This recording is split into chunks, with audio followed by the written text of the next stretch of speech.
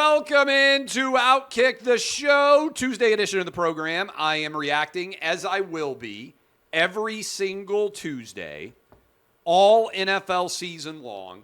I will be reacting to the NFL games that have taken place right off the top. But we got a lot to dive into today. Trump is now the gambling market favorite to be elected president of the United States.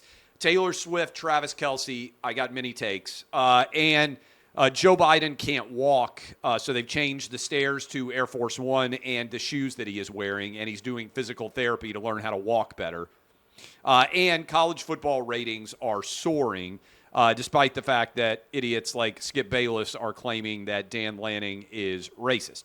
But I come back to the NFL reactions. Let's begin here. And I start with this. 49ers, it feels like a long time ago now. 49ers beat the Giants on Thursday Night Football. 49ers are the best team in the NFL, the NFC.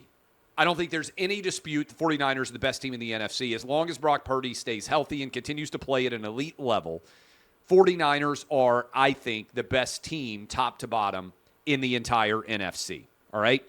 Giants, not very good. I don't think we need to spend a lot of time on that. Ravens, it's a bad loss. Bad loss for the Ravens against the Colts. Credit to the Colts. Gardner Minshew comes in for an injured Anthony Richardson, wins on the road against Lamar Jackson and company.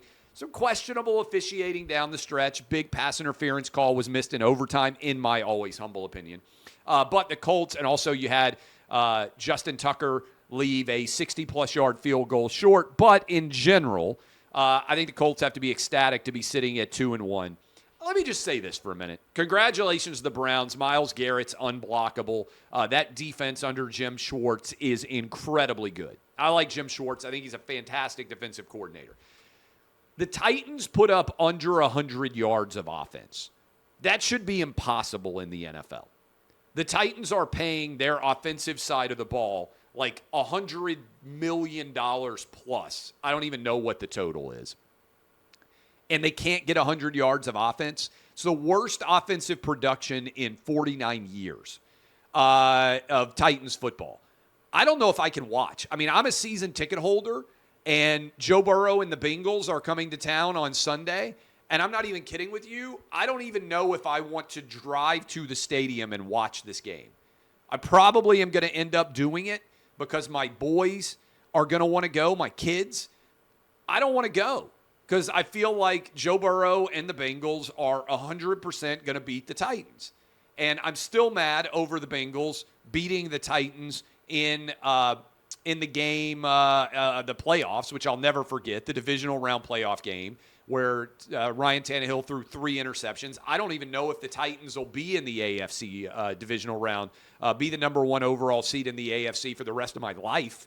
I'm not even kidding. I don't know if we'll ever be in that position again.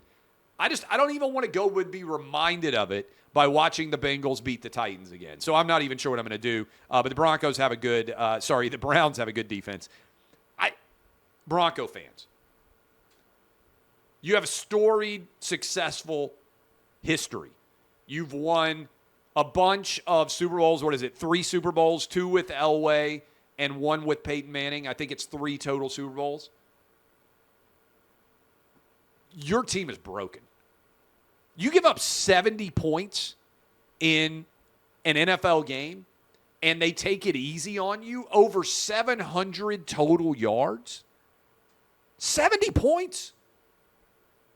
You should get relegated.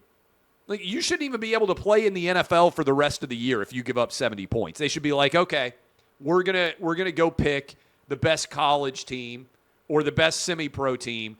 They get to take the Broncos spot for the rest of the year. You gave up 70 points. You are now relegated. You are done. 0-3.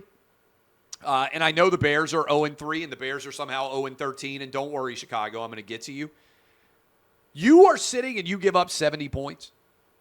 You should not be able to play the rest of the season in the NFL. You should just be like, we're out. Yeah, this is over.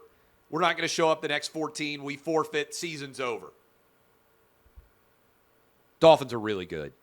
Tua right now is the head of the MVP list. Remember last year, All the woke people were like, I don't know if Tua can ever play in the NFL again. His head got hurt. What are we doing in this sport? That's the voice of the woke. And now Tua's the leader in the MVP, went like 16 for 16. They put up 70 points without even having Jalen Waddle. Nobody can cover Tyreek Hill. Raheem Mostert ran for 746 yards by himself. I am really intrigued to see what happens for the Dolphins going forward.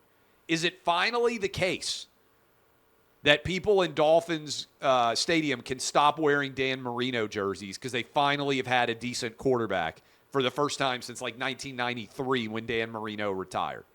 It's a good question. Dolphins are really good. Fun to watch, too. Patriots beat the Jets. I had the under in this game. I watched it. This was a brutal game to watch. Remember when people tried to argue that the Patriots are going to be fine without Tom Brady? The Patriots went right back to being the Patriots as soon as Tom Brady left. Here's the Patriots' trajectory as a franchise. Suck, suck, suck, suck, suck, suck. Brady, suck, suck, suck, suck, suck. That's it. Tom Brady was so good that he not only changed the entire history of the New England Patriots franchise from always sucking and being losers to being the greatest dynasty in the history of the NFL, they're right back to sucking. And honestly, Bill Belichick should have retired. Because if Bill Belichick had retired, the Patriots would suck, and everybody would at least sit around and say, well, what percentage of the Patriots sucking? It's not just that Brady left. It's also that they lost Belichick. What you're seeing is Belichick might just be an average NFL coach who happened to have the greatest quarterback in the history of the NFL, and otherwise, he's like a 500 coach.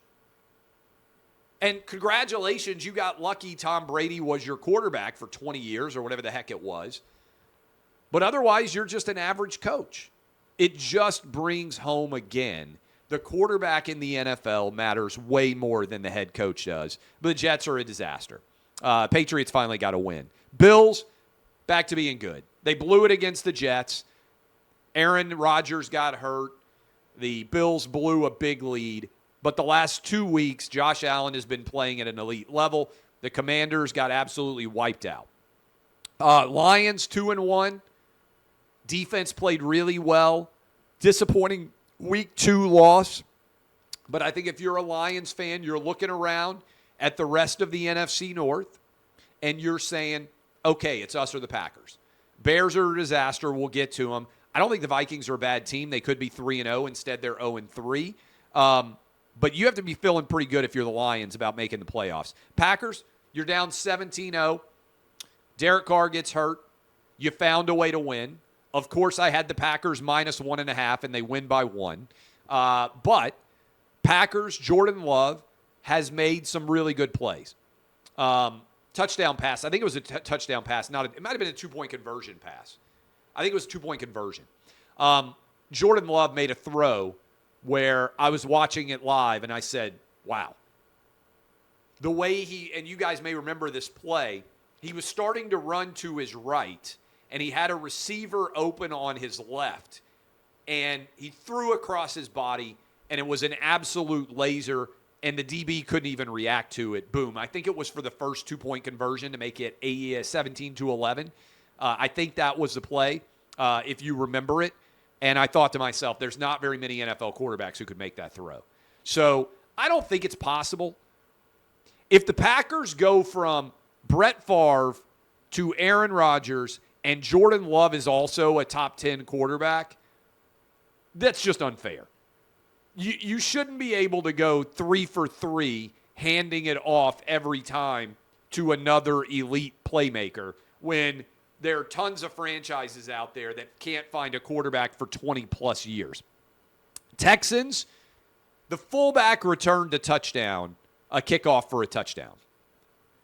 If you wondered what kind of performance the Jags put forward, they allowed a fullback to return a kick for a touchdown. Texans had not had a win. C.J. Stroud, only one of the top 5 quarterbacks who was playing. And Texans get a monster win against the Jags. Jags, not good, right? Supposed to be taking a big step. You made the playoffs. You won a game. You came back against the Chargers. All those things. Not a good performance. You lost to the Texans, and you're sitting at 1-2 with 2 straight losses. Chargers got the – this was tough. I had the over 53.5, and I had the Vikings minus 1.5 in the game against the Chargers. Chargers score. There's like 7 minutes left to make it 28-24. That adds up to 52. Vikings drive all the way back down to the field, get stopped, 4th and goal from like the 3, aren't able to convert. Vikings get a stop, come all the way back down to 1st and goal, get stopped again. They don't get the touchdown for the cover. They don't hit the over. That swung us from 5-3 if that touchdown happens to 3-5. That was frustrating. I'm not going to lie. Vikings 0-3. They could be 3-0, but they lost them all. Interception in the end zone may have saved Staley's job. Obviously, you've got an incredible stud quarterback in Justin Herbert. But the Chargers typically just find ways to lose, like they did the week before against my Titans. Seahawks, everybody just thinks they're going to suck, and they keep finding ways to win. Solid win for the Seahawks. I think that got them to 2-1. Cardinals, congratulations to my guy, Josh Dobbs. I love Josh Dobbs. Love what he did at the University of Tennessee, but I think this story is actually being underplayed. Drafted in 2017, plays on 6 different teams, doesn't get a chance to start an NFL game until the final game of the season last year for the Tennessee Titans. Loses a tough, basically playoff game against the Jags in Jacksonville. Then jumps around a couple of different teams. The Titans don't sign him. I think he was on Cleveland. Cleveland lets him go. He ends up the starting quarterback for the Arizona Cardinals, and he's playing really, really well. They should have won last week. They had a big lead against the Giants. They gave it up in the second half and lost. First career win, 6 years basically after he's drafted. Josh Dobbs plays fantastically well, beats the Cowboys. 12.5-point underdog. This is one we got right. The Cardinals win by 12. Congratulations to Josh Dobbs on his first career win. Chiefs smoke the Bears. And the Bears were so bad that almost nobody's even talking about the Bears. They're talking about Taylor Swift being at the game more than they're talking about the fact that the Bears have now lost 13 straight NFL games. Shouldn't be possible. Should not be possible for an NFL team to be so bad that you lose 13 straight games. Everybody wanted to say that Justin Fields was going to be great. They started running the ball with him last year. He had a little blip of success. The Bears' defensive coordinator quit for mental health reasons. There's all these rumors about reasons that he might have quit as well. And then Justin Fields is a mess. I said earlier that the Broncos should just quit for the rest of the season. The Bears should just quit. They should tank for the rest of the year and guarantee themselves Caleb Williams or May. They should basically say, we're going to get one of the 2 top quarterbacks. Justin Fields is not the answer. I'm not sure any of the coaching staff is the answer. They just need to bear down. They need to burn down everything associated with this franchise right now in Chicago and start over anew. I mean, that's the reality. Steelers get the win over the Raiders. Steelers, 2 straight wins. Defense pretty solid. Still not sold on Kenny Pickett and whether he's the answer. Eagles dominate the Bucks, and Joe Burrow and the Bengals find a way to get past the Rams and get their first victory of the season. Something's not right with Joe Burrow. Maybe it's the calf. Maybe it's the timing. He gets the biggest contract of all time, and it isn't panning out in the way that you would have anticipated. Okay, that is all of my reaction to the NFL weekend that was NFL Week 3. I will have my gambling picks for you on Thursday. All of the college football gambling picks are up now on OutKick. I tweeted them out. 15 winners for you. I will break them down for you tomorrow, as I always do on Wednesday show, then gambling picks on the NFL for Thursday. Okay, speaking of gambling, I like to look and watch and pay attention to the gambling markets. That is not because they're 100% accurate, but just because what is the gambling market saying? Now, 2022, the gambling markets were wrong, okay, on a lot of close races. Gambling markets said that Republicans would win in Nevada, that Republicans would win in Georgia, and Republicans would win in Pennsylvania. Gambling markets were wrong on all three. Gambling markets said Kerry Lake was going to win in Arizona. Gambling markets were wrong. Gambling markets got a lot right, to be fair, right? To be fair, gambling markets did get a lot right, but they got a lot wrong. And I talked about them a lot on 2022. And you say, okay, why did you do that, Clay? It's a good question, fair question. The answer is because I would rather see opinions that are based on people putting real money down than I would to just kind of randomly talk about what the polls reflect. And so this is important. Donald Trump, for the first time in his political career, is now favored to win the presidency. Let me explain what I mean there. All of the 2016 campaign, Trump was never favored to beat Hillary Clinton in the gambling markets. Throughout the entirety of 2020, once Trump v. Biden was set, Trump was never the favorite all the way up. He was a favorite on election night. As the election returns started to come in, Trump was favored to win the election for a very small period as those results came in for about 12 hours, maybe, probably less, 10 hours, 8 hours, whatever it was. When it looked like Trump was going to win Wisconsin, before Arizona was called by Fox News for Joe Biden, Trump had become a pretty substantial favorite. Now, that didn't end up panning out, but that was not the storyline for all of 2020. Joe Biden was a substantial favorite. Trump becoming the favorite here is a big deal. I think it's partly predicated on an expectation that there may be a third party entering the race. I do think whether it's RFK Jr. as the Libertarian, whether it's Cornel West, whether it's this no labels group with Joe Manchin and maybe Larry Hogan or whatever it is. 2024 election is going to be a mess. Just write that down. But Trump being favored has got a lot of Democrats nervous. Washington Post has a poll where Trump is up 10. The Messenger has a poll where Trump is up 5. Best case scenario for Biden at this point is basically that the election is dead even. And that's not good for Biden because he had a pretty substantial lead for most polling in 2020. So we'll see what ends up happening here. What are the outliers? What's the expectations?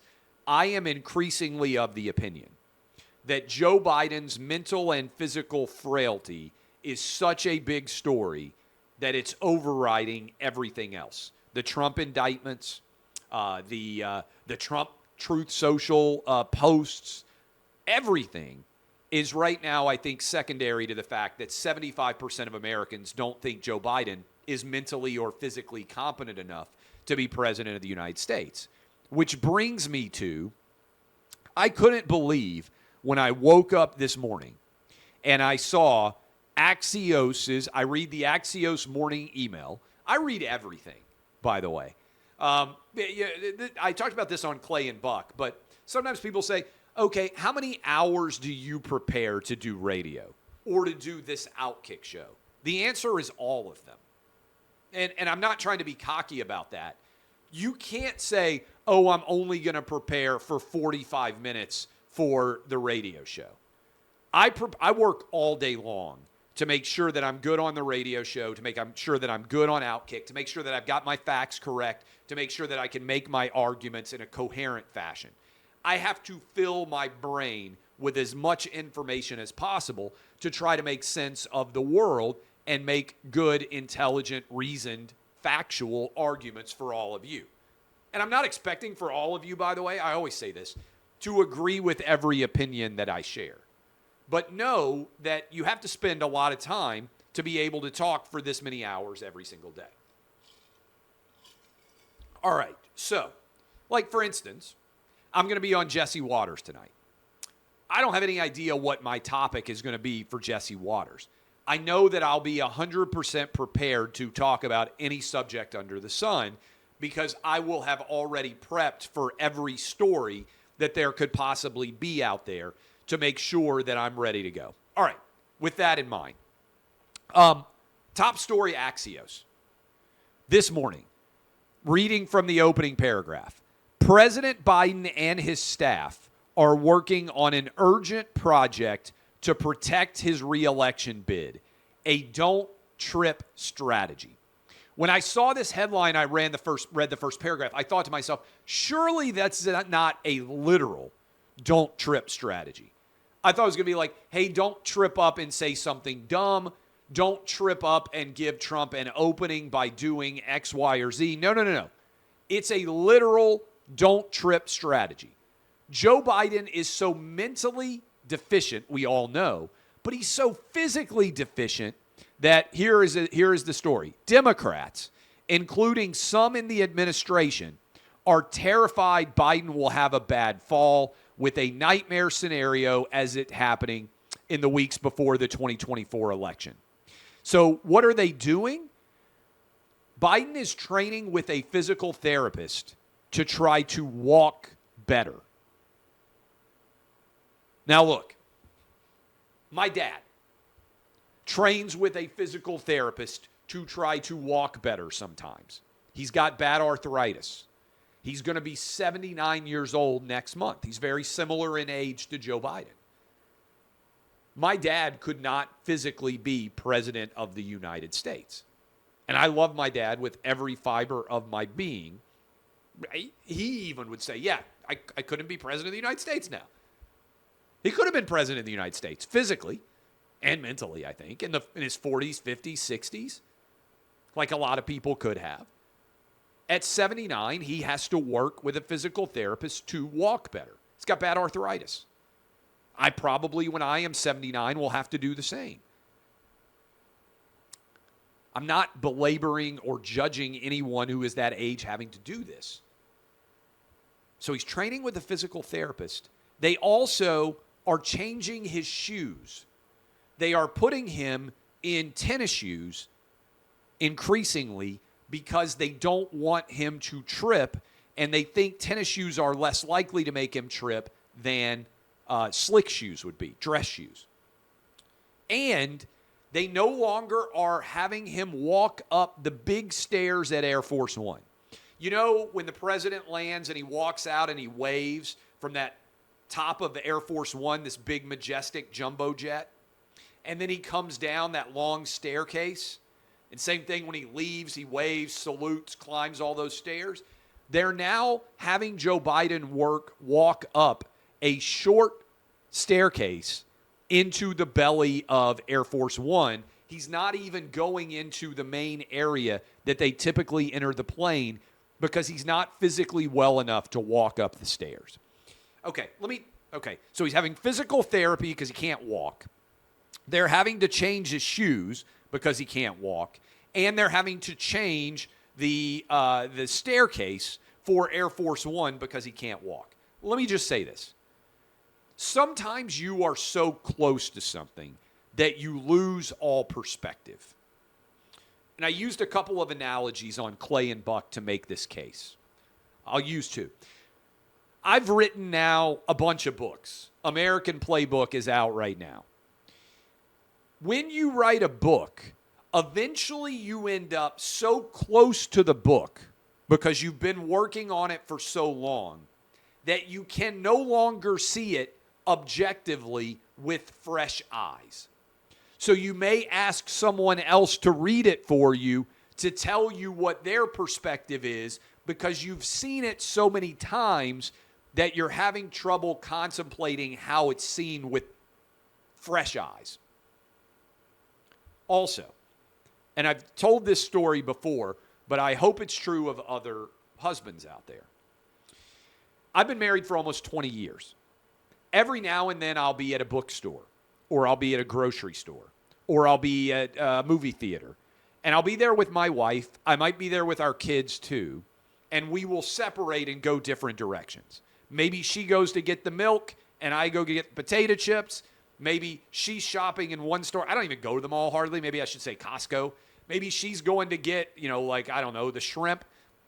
And I'm standing around looking at all the flat screen televisions because for, some reason I love walking into Costco and just standing jaw agape in front of the flat screen televisions. Or maybe I'm looking at the book section in Costco or whatever. And you unexpectedly see your wife. And for a moment, you think, oh, who is that pretty girl? Or, oh, that's a pretty girl. Most guys are constantly aware of attractive women in their presence, if you're a heterosexual guy. And, you'd be like, oh, that's a pretty girl. Oh, that's a good-looking girl. Like, you can't turn off your biological instinct to notice attractive women in your vicinity, okay? Every guy does this. If you're watching this right now and you turn to your husband or your boyfriend, you're like, do you notice when there's pretty girls somewhere else? And he's like, no, Clay just made that up. He's lying to you.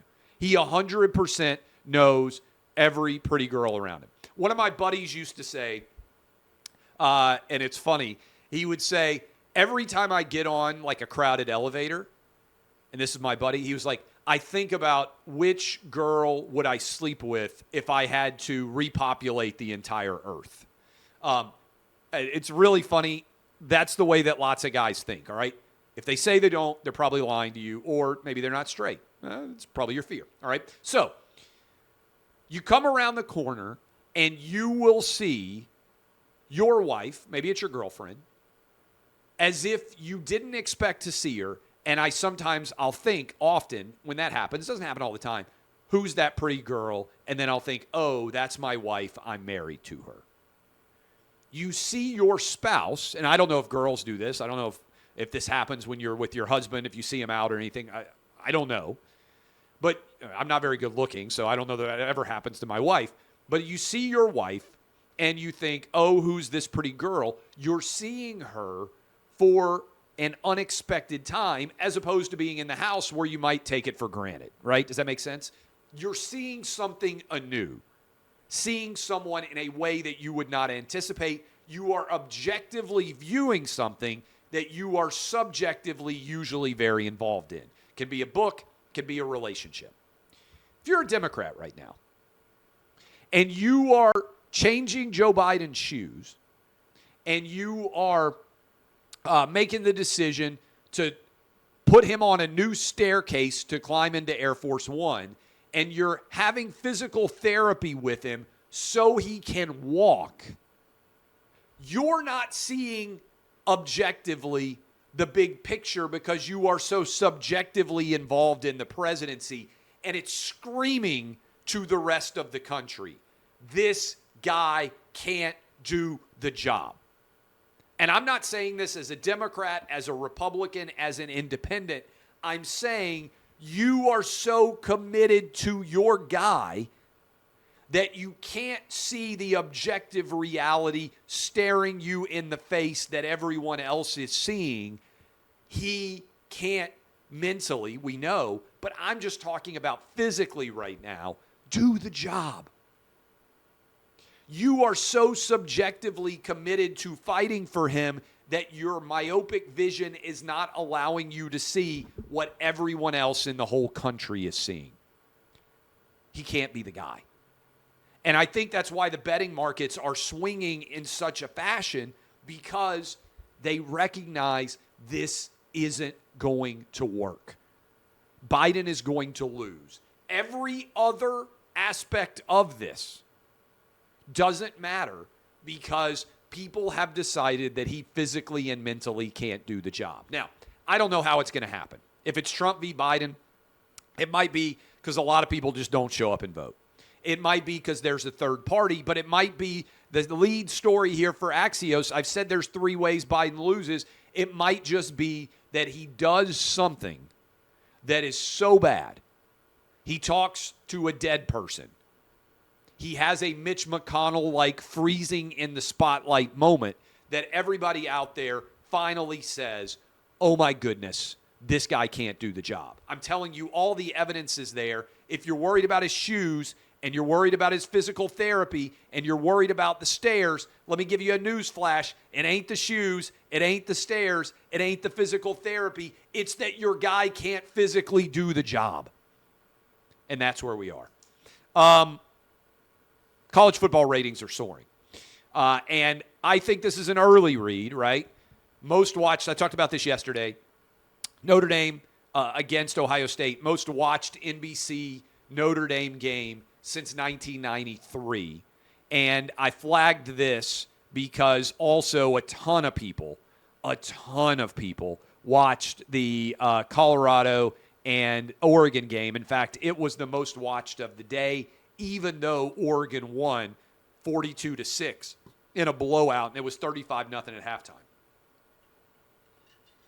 My guy Mike Mulvihill says that college football ratings are up 14% overall. Mike Mulvihill, one of the smartest guys in all of Fox Sports. He is the brains behind the idea to have Big Noon kickoff at all, which has been a home run for all of Fox, and has also helped to slot games, big games, all day long. You notice that now? That's all Mike Mulvihill. Awesome dude, super smart. But he said, wait a minute. Why is like all of the top college football games being played late at night, where you sit around all day and then the games all get played late at night? And obviously you had the 3:30 Eastern CBS SEC kickoff. But he said it should be going on all day. NFL takes advantage of the 1 o'clock, the noon, the 1 o'clock Eastern, but noon Eastern is actually a really desirable time frame. And so all day long now we have spectacular games. That's Mike Mulvihill. Now, conflict. You got Ryan Day mad at Lou Holtz. 86-year-old Lou Holtz said basically Ohio State's not physically tough enough, and Ryan Day was offended. And then you got Dan Lanning, who's offended by all the attention and the trash talk that came from Colorado, and they put out their videos. This is all great for college football. People love conflict. A story without conflict isn't a story. Without a protagonist and an antagonist, there is no interest, okay? So, however, some of these stupid takes that I see from sports media, Skip Bayless came out and said that basically people want to beat Deion Sanders in Colorado because of racism. Stop. Dan Lanning responded to this. This is a stupid, idiotic take that, frankly, it feels desperate. Every college football coach in America wants to obliterate the team on the other sideline. That's even more the case when it's a top 25 matchup and there's a national televised audience. They're always selling. They're always branding their team. Dan Lanning, I don't know him personally. Do you really think that super racists end up college football head coaches? This is just a dumb take on its face. What do you want to do for a living if you're super racist? Coach young black athletes all day long, every day. Recruit young black athletes all day long, every day. And look, I understand there's also white athletes being recruited, Hispanic athletes being recruited, Asian athletes being recruited. Let's be honest. What is it, 70% of college football scholarship athletes, probably 70% are black, maybe higher, maybe 80% in major college football. Does that seem like a job that a racist would want? It is fundamentally insanely dumb to make that argument. It's like you don't even understand what the job is. You have to recruit all day long. You have to go travel all over the country and walk into a lot of black living rooms and talk to a lot of black moms and dads and grandmas and grandpas and aunts and uncles and help to persuade them that you will do the best job of getting their kid to the best level of his performance, both in college and potentially the pros. Do you think that there's a lot of racists out there who say, you know what I want to do? I want to help ensure that these young black men graduate from college and become multimillionaires. This is so dumb. And this is where I get really fired up on the divisiveness of sports media, because there is a segment of the population that wants to use identity politics and argue it all the time. And read this book. I spend a huge part of my time talking about how important it is to reject identity politics. White, black, Asian, Hispanic, gay, straight, black, white, whatever you want to say. People come together for sports. It cuts across identity politics lines. When your team scores a winning touchdown, you don't think about the politics of the guy that you're high-fiving. You don't think about the politics of the girl that you're high-fiving. You're all united in a tribe trying to beat the other tribe. It's actually super healthy. The neurosurgeon and the janitor in a hospital can sit down at a table together and talk about why the Chicago Bears suck, or why the Denver Broncos gave up 70 points, or why Tua is so incredible so far this year for the Dolphins. Everybody's opinion is equal in sports. That's what's great about it.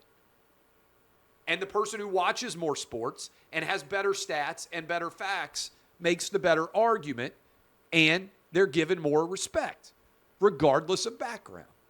And if you played, you're given more respect than somebody like me who just writes and talks about sports and never was able to play at an elite level. And if you say, I don't care what Clay Travis's opinion because of that, I understand it, I respect it. I'm not an X's and O's guy. I never have claimed to be. But to claim that this is because of racism, that Oregon wanted to crush Deion Sanders' Colorado team, is so dumb. The head coach of Colorado State happens to be black. I didn't even know this. He wanted to crush Deion Sanders' team. It didn't have anything to do with race. It had to do with the color of his school's tribal colors compared to the other school's tribal colors. If you're an Alabama fan, you want to crush Auburn. It doesn't matter whether the coach is white, black, Asian, Hispanic, gay, straight.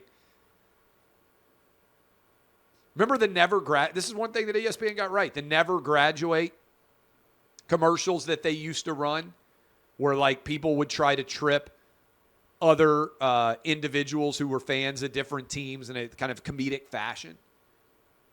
That's why college football is so popular. Now, if you want to have an argument that NIL is going to make college football less popular, or you want to have an argument that the transfer portal is bad for college football, those are real arguments we can have. But to argue that people want to beat Deion because he's black is stupid. It's actually an insult to Deion. It's an insult to Dan Lanning. It's an insult to any college football fan out there. It's not about race. It's about the color of your team's colors compared to the color of the other team's colors. And it cuts across racial, sexual, all of these political lines.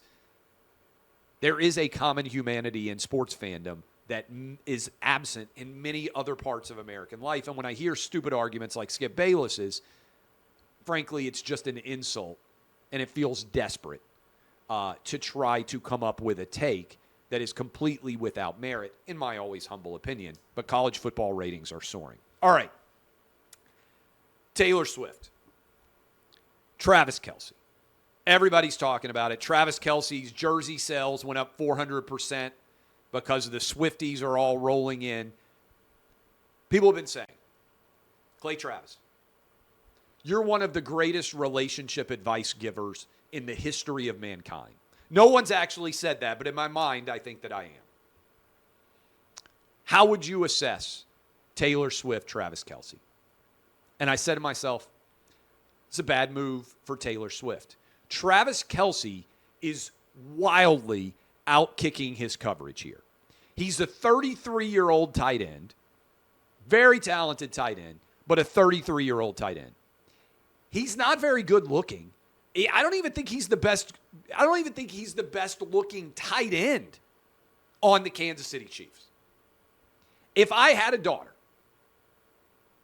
and I was giving her advice on who to date, I would not advise her to date Travis Kelce. Taylor Swift is making a poor choice here. Travis Kelce's making a great choice. Taylor Swift's going to be a multi-billionaire. She probably already is. She may become the richest musician of all time. I can understand why she is attractive as a dating partner. I don't understand why Travis Kelce is at all. And if I had a daughter, and look, the reality is I don't have a daughter. I'd like to have had a daughter, but I only produce Y sperm. I only produce male heirs. I had 3 kids, all 3 of them boys. If I had had 6 kids, I think they all would have been boys. If I had had 60 kids, I think they all would have had boys. I think if they tested my sperm, they would find out that I only produce Y sperm. I think if you're out there right now and you're like, I wish I'd had a son, I think if I was with your wife, she would have had a son. I am the Y sperm. Dr. Fauci said, I am the science, I am the Y sperm. By the way, I'm having fun here. It's going to be, somebody's going to write this as a headline. Clay Travis, I only produce Y sperm. It's impossible for me to have a daughter. Be a funny headline. So I don't have a daughter.